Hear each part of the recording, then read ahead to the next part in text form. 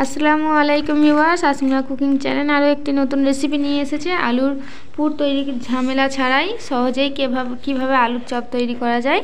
তা আমি এরকম একটি বড় সাইজের আলু নিয়ে গোল গোল চাকা করে কেটে নিয়েছি। উপর থেকে একটু লবণ ছিটিয়ে দেবো যাতে আলুটি নরম হয়ে যায়। তো খুব সহজেই আপনারা বাড়িতে এই আলুর চপটি তৈরি করে নিতে পারবেন, যারা নতুন তারাও পারবে। তো আমি এখানে বেসন নিয়েছি 1 কাপ, বড় কাপেরই 1 কাপ নিয়েছি। পরিমাণ মতো লবণ, হলুদ ও জিরা মরিচের গুঁড়ো একটু দিয়ে দেবো।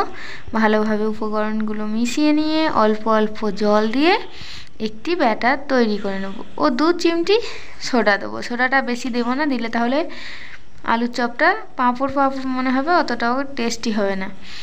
একদম অল্প পরিমাণে দিয়েছি। এবারে অল্প অল্প জল দিয়ে একটি ব্যাটার তৈরি করে নেব। তো এই আলুর চপটি আপনারা বাড়িতে খুব সহজেই তৈরি করে নিতে পারবেন, পুর করার ঝামেলা ছাড়াই।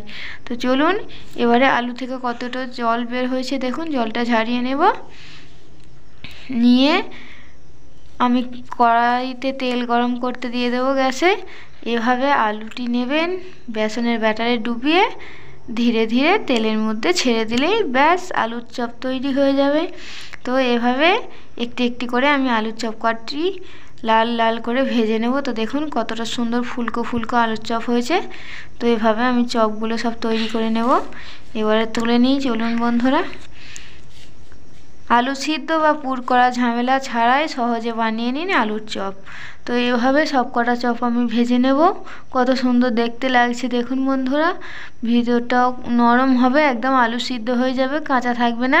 উপর থেকেও দেখতে কতটা সুন্দর লাগছে দেখুন।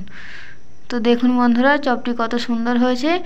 যদি আমার ভিডিও ভালো লেগে থাকে লাইক, কমেন্ট, শেয়ার এবং অবশ্যই করে আমার চ্যানেলটি সাবস্ক্রাইব করে আমার চ্যানেলটির পাশে থাকবেন। তো ধন্যবাদ বন্ধুরা ভিডিওটি এতক্ষণ দেখার জন্য। আগামীকাল আরও একটি নতুন ভিডিও নিয়ে আসার চেষ্টা করব।